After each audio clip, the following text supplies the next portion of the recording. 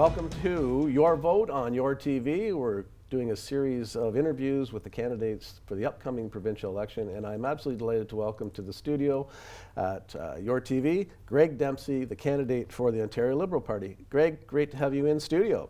Jay, it's a pleasure to be here. I'm glad that we're gathered here on the traditional territory of the Mississauga Anishinaabe, and let's together honor their teachings and care of the land. Well, Greg, that's a great thing to start off with, and certainly being respectful of where we are, and we've seen a lot more care and consideration as far as things go with our First Nations communities.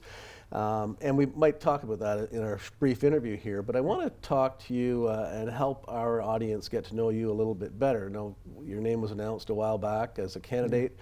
People in Peterborough see, oh, he's from Peterborough. That's a good thing. Now, nothing against people that aren't from Peterborough or the area. But tell us a bit about yourself and growing up, and then we'll get into some of your credentials to be potentially our next member of provincial parliament. Of course. I mean, it feels so crazy. It's been almost 2 years that we've been running for the nomination and then for the election. So I grew up off my grandmother's farm, actually, in Otonabee Township. I went to Edmondson Heights and Adam Scott for school. And I'm so grateful, incredibly grateful for the amazing education that I got in Peterborough. We're actually really lucky. We have quite a few of my former teachers who are working on the campaign. I guess that shows that I did okay at school. I spent my summers umpiring baseball at Riverside Park, my winters playing hockey and refereeing hockey at the Kinsman. And I actually spent a summer working for the Peterborough Labour Council, which is a really important experience for me as well.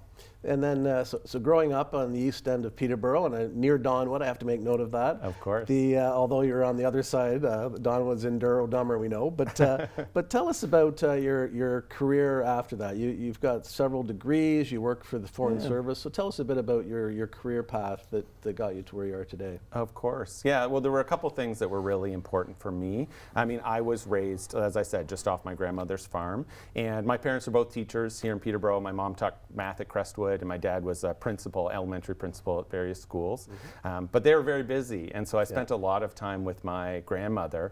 And my grandmother was such an incredible person. She had such a passion for public service. She lived a Peterborough life. She worked at Quaker Oats. They raised my mom on their farm in Otonabee Township. And she had such a passion for public service. She took me volunteering at Fairhaven LTC. We went and delivered Meals on Wheels together. And that really resonated a lot with me. And so when I was at law school trying to decide what I wanted to do, if I was going to become a corporate lawyer or go into mergers and acquisitions, I really have had the privilege of working in jobs where I've been able to support people, work on social justice issues, human rights. And so, that's why I decided that I wanted to serve my country and join the Foreign Service.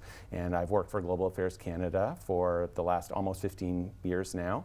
I've had the privilege of serving Canada at the United Nations, working on Canada's human rights priorities. Difficult sometimes, having to deal with the North Koreans and the Russians and others, but I think really valuable work. I spent a year in Afghanistan, both supporting work on girls' education in that country, but also recognizing the incredible sacrifice of Canadian Forces troops in that country. We actually, I organized the return of the boards from the Kandahar ball hockey rink, and we brought them back from Afghanistan, and they're now in the Hockey Hall of Fame and the Canadian War Museum. Wow. But what happened when I was in Afghanistan is that we got to work with many local groups working on democracy promotion, women's rights, and other things. And at the UN, it was a privilege to be able to do it, but it was really high-level stuff. But working with those groups, I think, reminded me how much value there is in local engagement and local issues. And that's what really motivated me to want to come back to Canada and be back here in Peterborough in my home. Well, it's unique because you're relatively young compared to me anyway. And a lot of people do go away, work. If they love this community, they come back. A lot go away and don't come back, but people hope they do, and we certainly want a vibrant community that will bring people back. Of course. What made you actually want to come back to Peterborough? Was it politics, or was it just you felt you'd done enough on the world stage, you wanted to be back in your home community? Yeah, I mean, the short answer is the pandemic. I mean, it has been such a transformational thing for everybody. Yeah. I was sitting in my apartment alone. I mean, I confess, I called up my parents and I was like, listen, I am struggling with the pandemic. I'm here by myself. Do you mind if you'll take, like a 40-year-old straggler back in your home? Because, Peterborough has always felt like my home. And in fact, when I was in Afghanistan, they let us go for a little bit of a break, and we could choose any place to go in the entire world. And I had a break in January, and I chose Peterborough, Ontario, Canada to come back to in January. Was it a full plane coming to Peterborough? It was not a full plane. I was the only one, I can tell you that. Yeah. But yeah, I mean, the pandemic has been so hard for everyone. It was hard on me. I fully confess that. And so, yeah, I called my family and said, I need to be home at this strange, feeling dangerous time.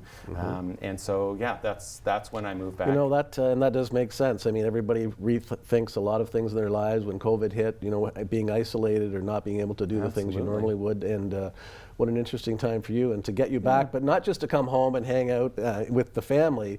You are jumping into an election for the Liberal Party. The Liberal Party that only has 7 seats right now. That's last election, the incumbent was a cabinet minister, came in 3rd place. Yep.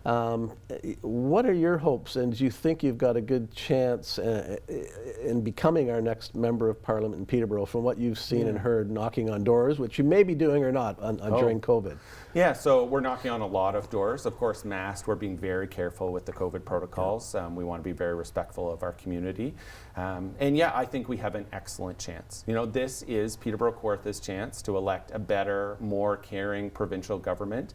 I think the Ontario Liberal Party has a great team. We have a great plan. And we have a great leader. And I'm really excited to present this new, fresh vision for the party. Even myself and lots of the other candidates that are running are brand new to politics. We bring a wealth of experiences. I'm a trained lawyer, but also we have doctors and nurses and teachers, people from all different backgrounds and professions who've chosen to run for the party. And to be honest, that's what I'm most excited about. I'm so excited about the team of other candidates who are running. And Peterborough-Kawartha, as you know, is always a very close riding, but I do think that we have a really, really good chance. And I believe that if we elect a progressive member of provincial parliament here in Peterborough-Kawartha, we have a good chance of making Doug Ford a one-term premier. And speaking of Doug Ford, I want to sort of go back a bit.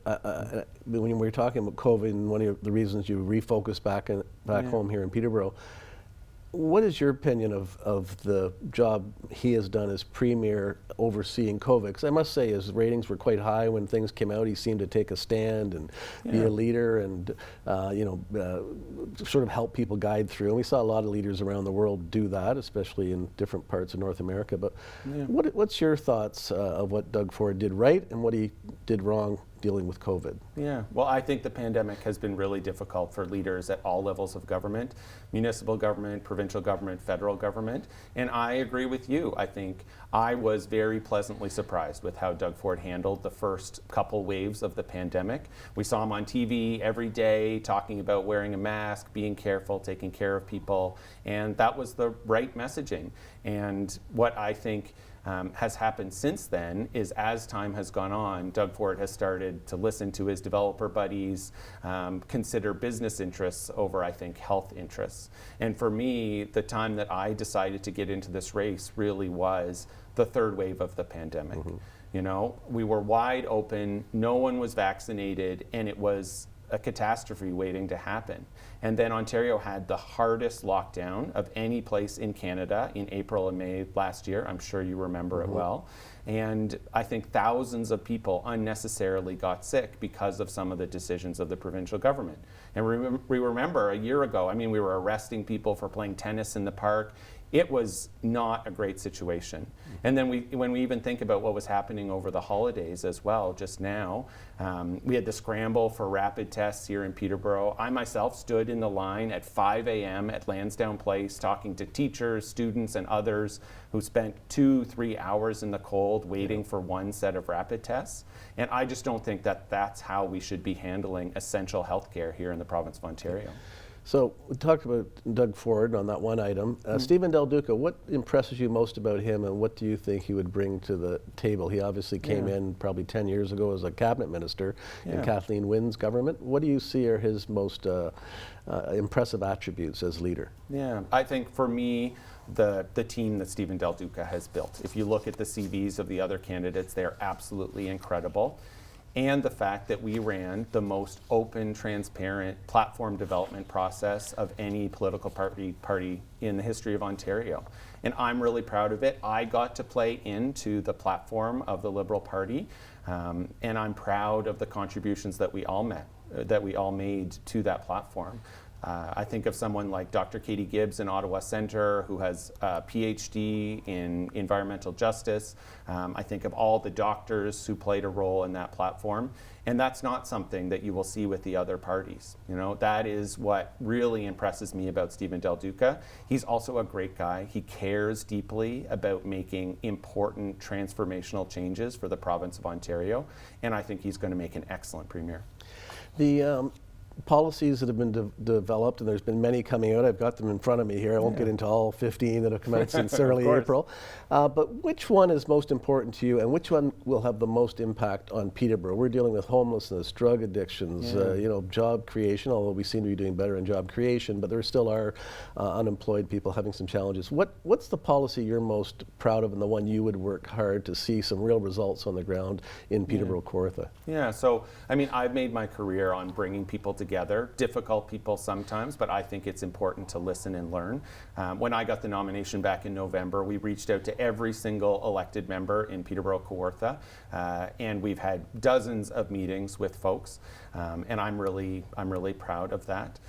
When I was running for the nomination, the thing that really bothered me more than anything else, of all the cuts that Doug Ford's government has made, was the cut of the basic income pilot program, which we know was happening just around the corner in Lindsay.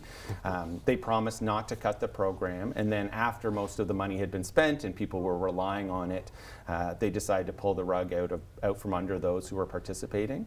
And for me, it was the data that Ontario taxpayers paid for and that we just didn't get access to.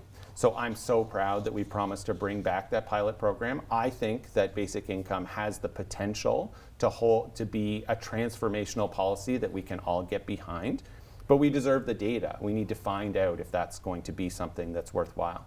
You know, and we saw a bit of a, I guess it could have been a bit of a test with CERB, which was a bit of a basic income in the early days of COVID. Yeah. Can I just, there's one other thing that I'm really excited about. So we just made an announcement yesterday about phasing out for-profit long-term care in the province.